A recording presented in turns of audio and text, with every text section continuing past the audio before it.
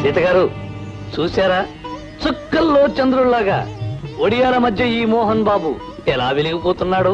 ఎలా ఉంది చోకు?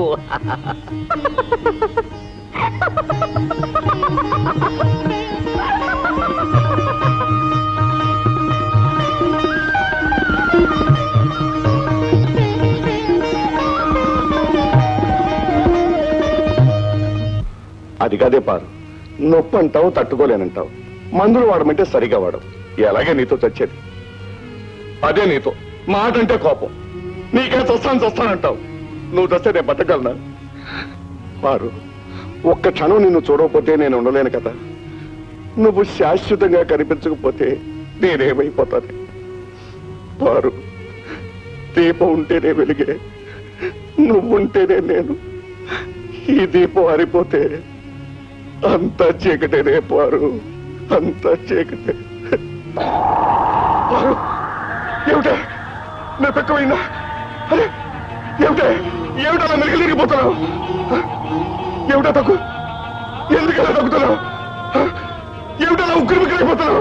ఉండు మధ్యలో తీసుకొస్తాను. నాకేదో కాలు చేత ఆడటం లేదు, సమయానికి సీత కూడా ఇంకా లేదు.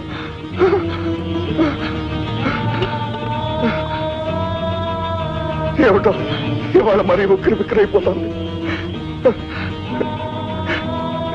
నాకు అన్యాయం చేయొద్దు స్వామి, నా పార్వతి నాకు దూరం చేయొద్దు. ఇవిగో పార్వతి, మంచిది. పార్వతి, పార్వతి, ఎక్కడికి వెళ్ళిందమ్మా? పార్వతి, పార్వతి, పార్వతి, పార్వతి, పార్వతి, అదేమిటి పార్వతి గుమ్మం దగ్గర నిలబడ్డావు? ఏమిటి బాధ ఎక్కువగా ఉందా? బాబులో దూకుతావా? వద్దు పార్వతి, వద్దు, నా మాట విను. పార్వతి, పార్వతి, పార్వతి,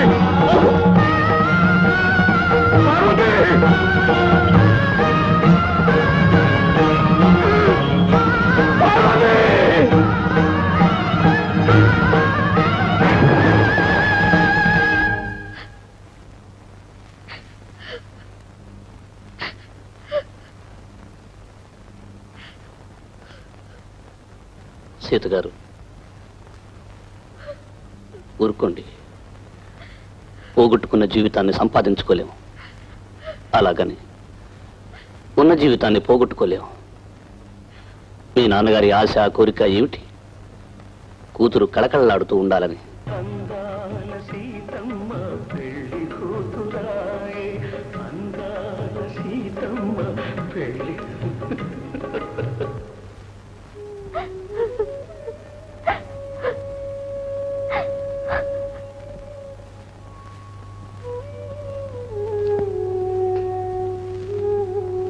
సీత, ఏమిటి ఆలోచిస్తున్నావు?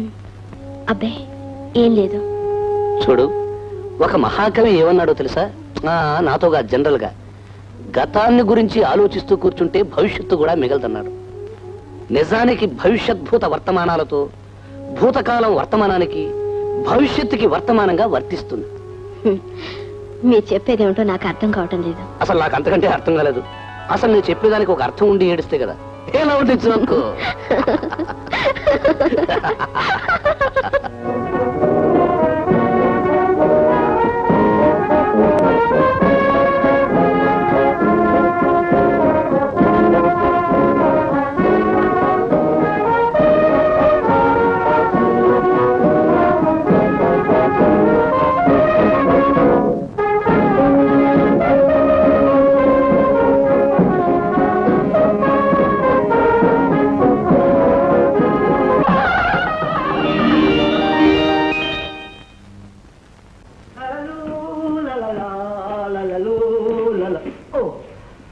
పెద్దవాడు ఏ కుర్చీలో ఉందో ఏమో, తీరా పెట్టాక మా ఫ్రెండ్ వచ్చి కేకలేస్తే అనుకునే పెడదాం. సీతగారు, సీతగారు, సీతగారు, నేను వచ్చేసాను. రైలు దిగగానే పరిగెత్తుకొచ్చాననిపించి తీరా ఎవరిని చూస్తే బాగుండదని రిక్షాలో వచ్చేసాను. నా ట్రైనింగ్ అయిపోయిందండి. ఇప్పుడు మనమే రేడియో స్టేషన్ ఇచ్చారు అనమాట. మీకు కావాలంటే రేడియో ఉద్యోగం ఏం చేస్తాను చూడండి. ఈ చేతిగారు ఎలా ఉంది? మీ నాన్నగారి అదే మా ఫ్రెండ్కి తీసుకొచ్చానండి. కాశ్మీర్లో తయారీ, చాలా మంచి రకం. కానీ మీకేం తీసుకొచ్చారో తెలుసా? నవ్వకూడదు. జగత్ జగా తాజ్ మహల్ షాజహాను దీన్ని ప్రేమ చిహ్నంగా కట్టించాడు. ఈ తాతారావు కొన్నాడు. అంత డబ్బుంటే ఎవరైనా కట్టించండి. గుడ్ ఈవినింగ్ తాతారావు గారు. ఓ మోహన్ బాబు గారు తిరిగినారా ఇక్కడ? భార్యాభర్తలు ఒక చోటగా ఉండేది. అంటే మీరు ఇది మీరు ఆమె శ్రీవారు. చూడండి తాతారావు గారు, పెళ్లి అనేది యాక్సిడెంట్ లాంటిది. కానీ మా పెళ్లి ఒక యాక్సిడెంట్ నుంచి వచ్చింది. ఎలాగంటారా, మీకు తెలుసు కదా, మనం ఏ మాటైనా మొహమాటం లేకుండా ఒక మీద అడిగేస్తుంటాం. పెళ్లి చేసుకుంటావా లేకపోతే మేడం మీద దూకి చావమంటావా అన్నాం. జోకులుకుంది, దూకుమంది, దూకేశాను, కివ్వుమంది వచ్చి చూసింది, కానీ చావలేదు. పక్కింటి డాబా మీద ఎండేసిన ఉడియాల్లో శుక్రంలో చంద్రుల్లో పడుకున్నాను. తక్కువమంది పిల్లడిస్తుంది. ఎలా జోకు? బాగుందండి,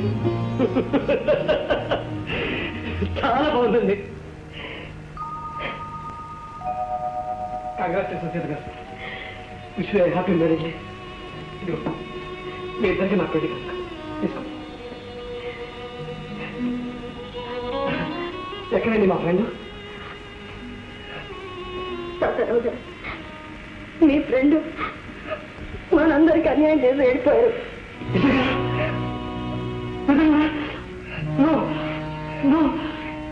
వెళ్ళిపోయాడా?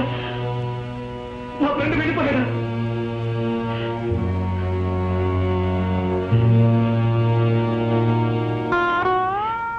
ఏమిటి ఫ్రెండ్, ఎందుకు ఇలా చేసావు? నువ్వు మాట్లాడుతున్నప్పుడల్లా నేను పారిపోతున్నానన్నా నాకు చెప్పకుండా వెళ్ళిపోయావు. నేను పారిపోను ఫ్రెండు, నేను ఎక్కడికి పారిపోను. నీ ఇష్టం వచ్చిన సేపు మాట్లాడు ఫ్రెండు, నీ ఇష్టం వచ్చిన సేపు మాట్లాడు. ఇదిగో చూడు, నీకోసం ఏం తీసుకొచ్చాను చూడు. అమ్మగారికి ఏం తీసుకురాలేదని అడుగుతావని ఇదిగో ఈ చాలా తీసుకొచ్చాను ఫ్రెండు. తీసుకొచ్చాను. తాతారావు గారు, గారు మనం మా ఫ్రెండ్కి అమ్మగారు మట్టిగా కనిపించావు. ఇప్పుడు నాకు ఇద్దరు కనిపిస్తున్నారండి. ఇప్పుడు తెలుస్తోంది, మనసారా ఇష్టమైన వాళ్ళు మన గుండెల్లోనే ఉంటారండి, మన కళ్ళ ముందే కనిపిస్తుంటారు. అమ్మగారు ఈ కూర్చుని కూర్చుంటే మా ఫ్రెండ్ ఇక్కడే ఉన్నారండి. ఆమెను వదిలి నేను దూరంగా వెళ్ళిపోనండి.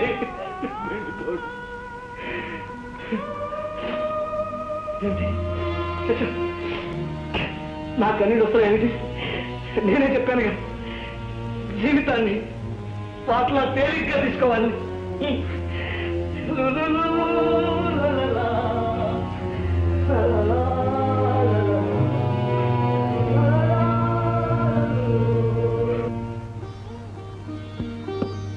ఎలా ఉంది శ్రీమతి గారు మన కొత్త ఇల్లు? బాగుందండి. అలా ఒక్క ముక్కలో తెలియకూడదు, మన కాపురం లాగా కళకళలాడుతుందని చెప్పాలో. సరేనండి, బోల్డంత అద్దిస్తూ ఇంత ఇల్లెందుకండి? అద్దె గురించి ఆలోచించదు సీత. నేను ఆరంభించబోయే వ్యాపారం దశందుకుందంటే అద్దెకే కాదు, ఇల్లు ఖరీదుకే.